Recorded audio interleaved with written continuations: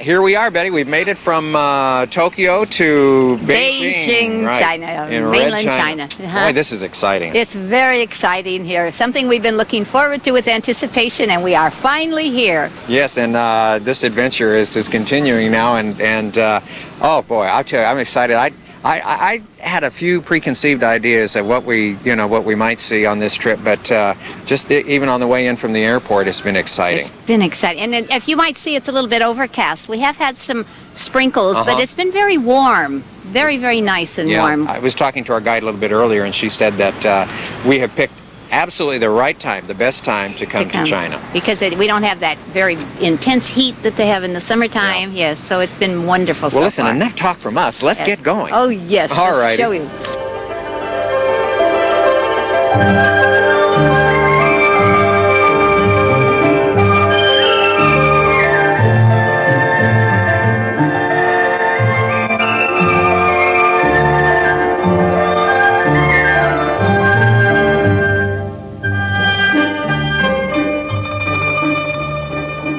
The new look of Beijing.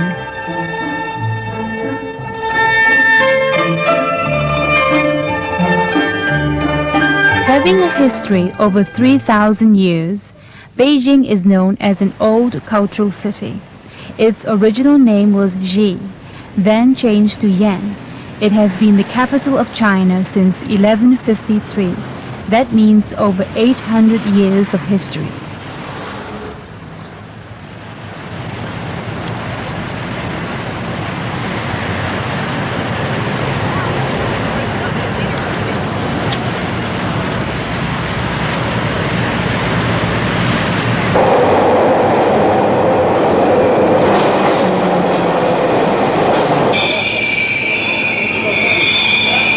The transportation is being systematic both above and underground.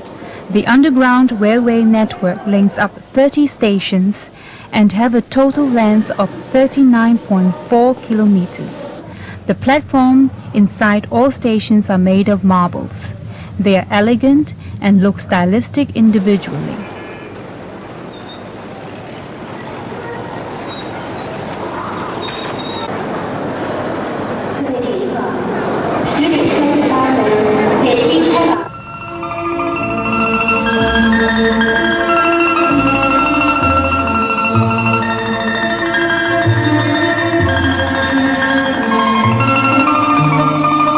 As the development of tourism, more and more restaurants are being set up.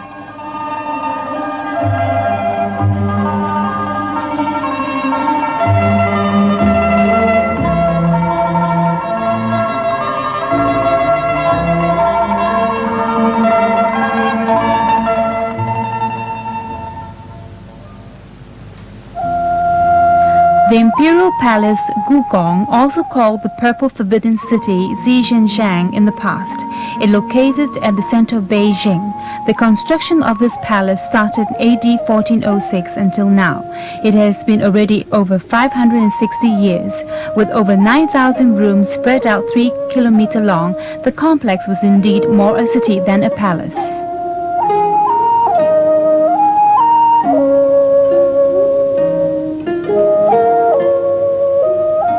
Gates of Heavenly Peace is the main entrance of the palace.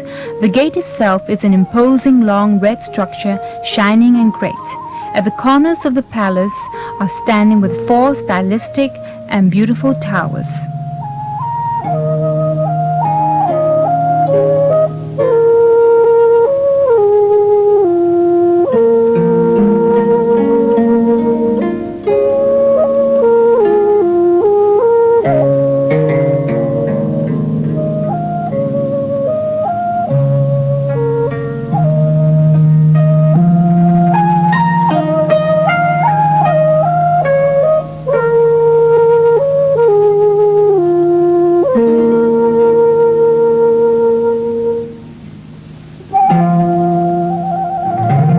The palace is a majestic bastion. Although there were 24 emperors of the Ming and Qing dynasty lived here, the palace is divided into 2 parts, inner section and outer section.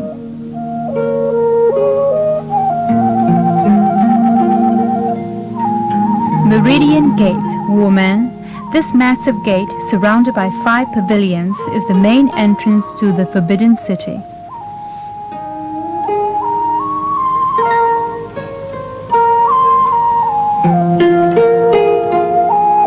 Outer section, Hu Shang, mainly includes the Hall of Supreme Harmony, Tai He Tin, the Hall of Complete Harmony, Zhong He Tin, and the Hall of Persevering Harmony, Bao He Tin.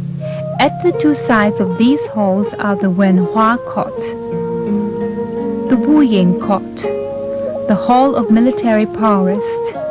Here were held the most solemn of ceremonial occasions.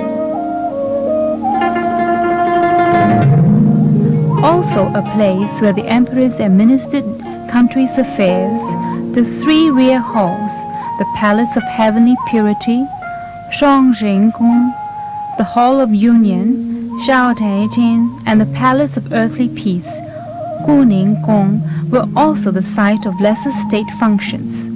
Together with the 6th Palace East and the 6th Palace West, they are the inner section of the Imperial Palace.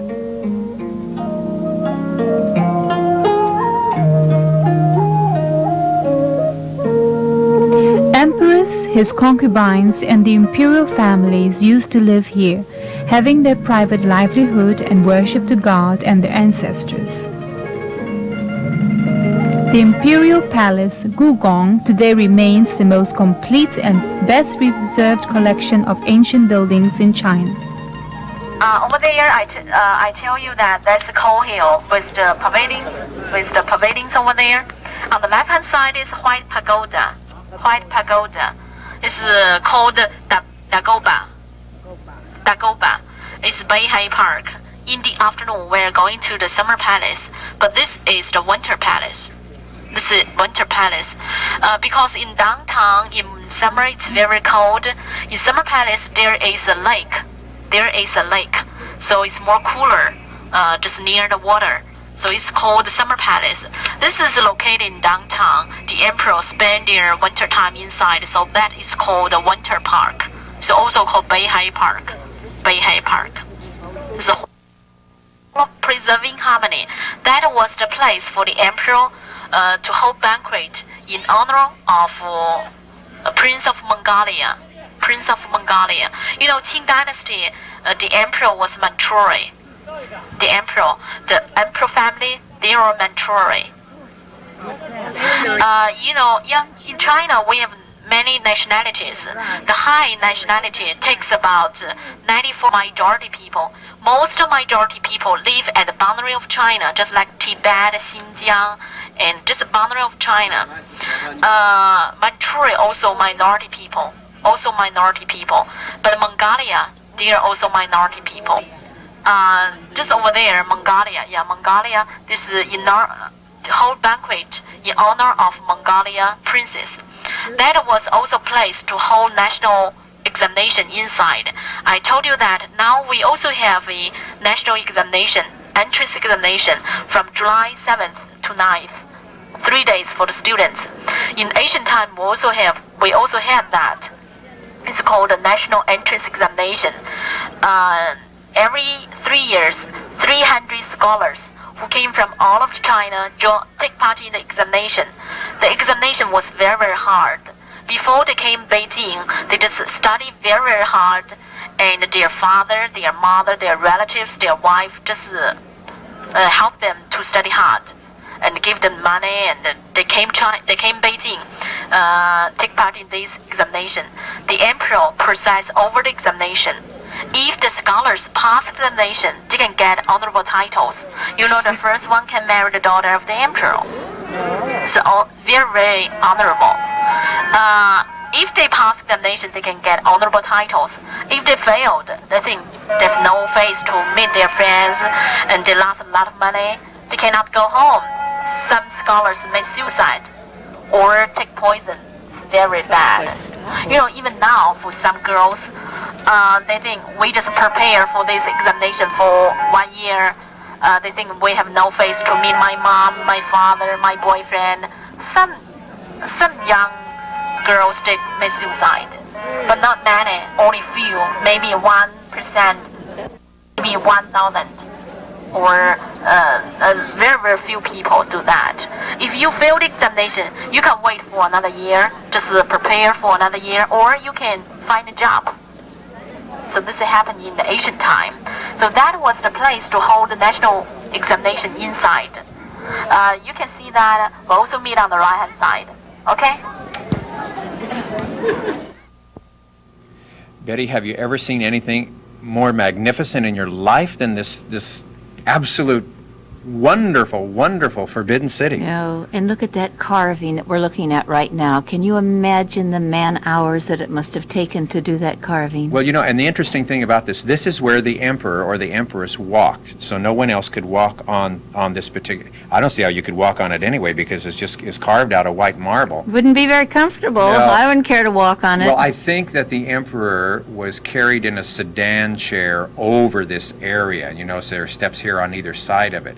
But look at that, the dragons that are carved in, and the beautiful mountains and scenes that you see. And of Marv, course, do you suppose that was one solid piece? It was that hard could be. to tell. I know, but here's the throne room, Betty, where the emperor sat. And look, there's a screen right behind the throne. You know what that screen was for? Let me tell you. Okay. They had the empress that would sit in back of that. The emperor was really a puppet, and she would sit in back, not a puppet would like McCarthy, but a puppet. And she would sit in back there and whisper the commands to him of the way she wanted it ruled. So she really was the authority behind the throne. The power behind the throne, yes. Right. These halls are absolutely magnificent. You notice that we're not the only tourists here. We have a lot of Koreans that are touring there. Aren't as you they can colorful see. with their Very, beautiful very gowns? colorful. Yes. And what surprises me is that for so many hundreds of years that these pieces of antiquity are still here. Not only the buildings, but these gorgeous, gorgeous vases that you see and other things. And this white marble, again, on the staircases that you see here, everywhere. I mean, it's all perfection, isn't it? It really Everything is perfection. And it amazes me. This was begun in 1406 on 250 acres of bare land. And look what they've done with it, over the period of years. Absolutely. Did you see the movie The Last Emperor? No, but you better believe I'm going to after this. Well, Ming, our guide here in Beijing, keeps referring to the movie, which of course is very popular in China. There's Ming there, along with some of our other Channel 49 adventures. And she has seen the movie, and I think most of the people that travel with us, but I didn't see it. I didn't either. I'd like to say something while we were looking at our group coming down. Some have umbrellas. We talked about the weather here before. It's intermittent. The rain comes and it goes, and it comes and it goes. So on that particular day. These were clocks, if you can imagine, these gorgeous clocks. I didn't take many shots in here because there were just too many people. The crowds were too big, and the lighting, as you can see, is not conducive to television lighting. But look at this one, Betty. It's studded with diamonds. Absolutely gorgeous. Now, of course, these are reproductions, aren't they? Are they the original? Those are the real they are things, the original. Right. Yeah. And you can see the dogs out here. There's one male and one female. You know how you tell the difference? Oh, yes, I do, and not the usual way. The male has the holding on to the ball, and then the female has under her paw a baby protection. See? And I'm still not sure whether these are dogs or whether they're lions. That was never explained to us too much, and I'm not sure. But anyway, listen, we'll find out more about that later on. Let's listen now to Min, our guide, as she explains a little bit more to us. I know that you're interested in that. It is said, it is only a story. In Ming and Qing dynasty, there was one emperor who had 1,000 concubines. But he died very earlier. Yeah, he's too busy. Yeah, he's too busy every day. Later you can see concubine's room, but that room only a part of the concubines. He had a lot of concubines. They all lived in here? You all had a section? Yeah, inside this court, but not only this small courtyard. Now you can see that later I'll say something about concubines. Betty, a lot of these courtyards seem to look alike, especially where the concubines are here. It's so dark inside, and those windows are not very clean, and there's so many people here. I'm going to try and get real close up to the window and see if we can take a look in where the concubines actually live. Oh, that'll be good. Okay, let's try. Sure.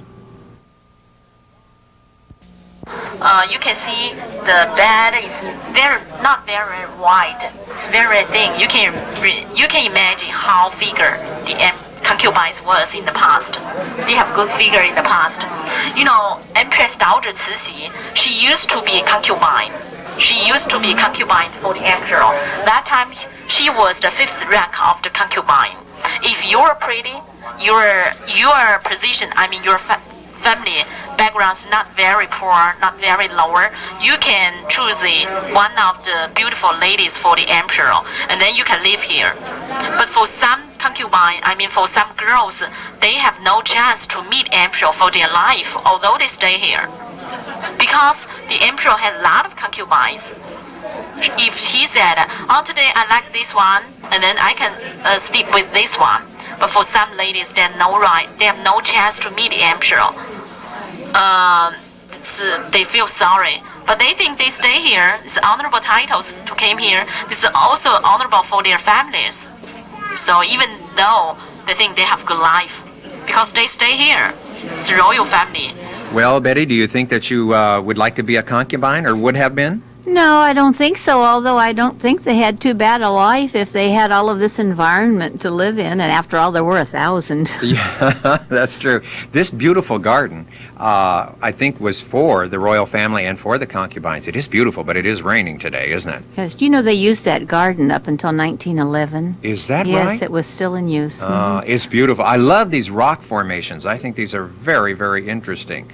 Very interesting indeed. And we don't have time to spend, I mean, you could spend all day here, but why don't we go across town, and before we go to the Summer Palace, let's go over to the Tibetan temple, and we'll join our guide there who's going to tell us a little bit about it. Built in 1694.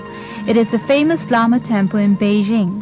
The emperors in Qing dynasty used to worship their ancestors in this temple. It spreads over a large area and in a great scale.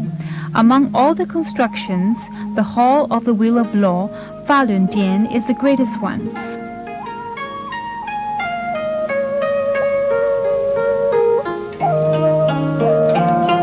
This is an 18-meter tall statue of Buddha called Mao Li.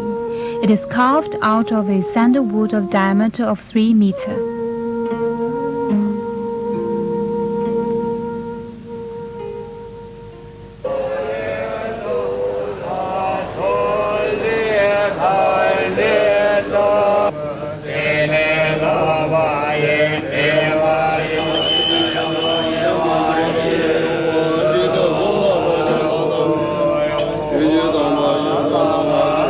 Although it had already been 270 years from now, here still burning vigorously with incense and prayer throughout the year.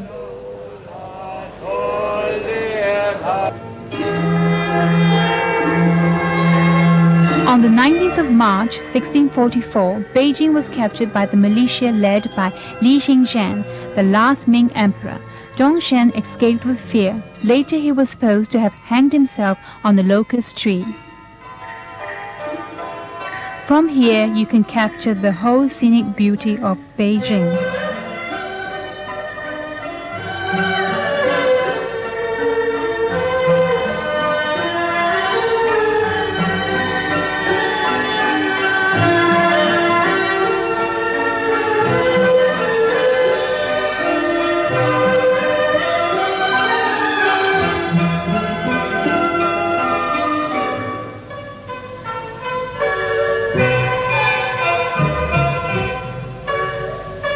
Located at the northwest of the Imperial Palace is the Beehive Park. It is the greatest imperial park that preserved in China now, and have a history over 800 years. The white dagoba is a dominant landmark in Beehive Park.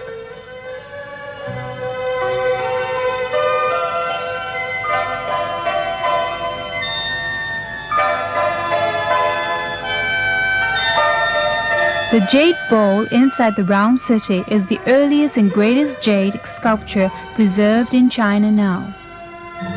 The study of serenity, Jingjing Shai, was built in 1758. The main entrance is just opposite to the Guanghua Island. Fulfilled with the landscape beauty of Taihu, the pavilion, terraces, and the arched bridge lie indistinctly among those bamboos and flowers. They reflect the brightness from one another, and came to be called a garden within a garden, and the little garden of Ganglong. It was a study place for the emperor in Qing dynasty. The Nine-Dragon Screen is at the northern shore of Beihan. It is made of glazed tiles, colorful and amazing, carved with 9 dragons on its surface. They are running vividly in different forms in the wave of cloud.